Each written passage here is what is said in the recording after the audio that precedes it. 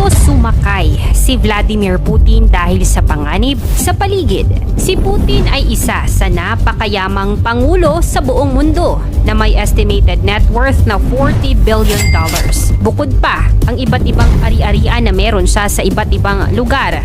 Si Putin din ang responsable sa digmaang di matapos-tapos sa pagitan ng Russia at Ukraine. Kaya naman dahil sa angking yaman at mga taong may galit at interest kay Putin, paano nga ba iniingatan ng Pangulo ng Russia ang sarili kapag ito ay lumalabas? Ano-anong klase ng sasakyan kaya ang kanyang daladala? Mga kakaibang sasakyan ni Vladimir Putin? Yan ang ating aalamin.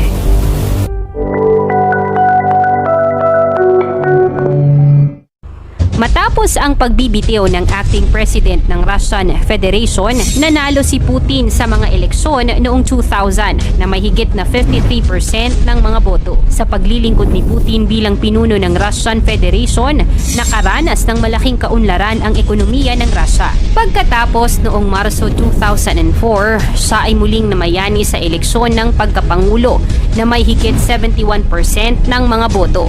Pagkatapos nito ay hindi na maaaring maging presidente si Putin. Kaya naman binago niya ang konstitusyon upang magkaroon ng 2 karagdagang sesyon ng pagkapangulo na may 6 na taon kada sesyon. Noong 2012, nanalo si Putin sa eleksyon ng Russian presidency na may 63.6% ng mga boto. May mga akusasyon laban kay Putin na ginamit niya ang kanyang kapangyarihan laban sa mga kalaban noong eleksyon. Muling nanalo si Putin sa eleksyon ng Russian presidency noong 2018 na may higit 76% ng mga boto, kung saan dito magtatapos ang kanyang huling termino bilang Pangulo. Ngunit ayon sa kanyang amendment sa konstitusyon, maaari pa rin siyang maging Pangulo ng Russia hanggang 2036. Dahilan kung bakit todo protekta si Putin. Ang liderato ni Putin ay isa lamang sa parehong estilo ng mga nakasanayang presidente ng Russia. Kilala ang Russia sa pagkakaroon ng leader na may iron fist leadership o authoritarian. Mga ginagawa niya para makaiwas sa panganib. Dahil sa kanyang naturang estilo sa pamumuno at ugali, marami nang tumangka sa buhay ni Vladimir Putin. Upang maprotektahan ng presidente, meron siyang sariling mga bodyguards.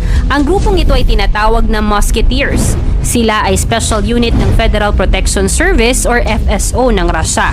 Ang kanyang mga bodyguard ay may daladalang mga bulletproof briefcase at mga high-powered pistol. Bilang karagdagang proteksyon, meron din itong look-alike stand-ins upang maiwasan ang mga biglaang pag-atake sa presidente. Maging sa pagkain, maingat din si Putin. Meron pa itong food taster upang masigurong walang lason ang kinakain ito.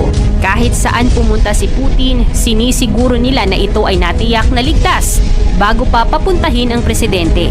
May mga jamming devices din ito upang maiwasan ang pag-detonate ng mga bomba.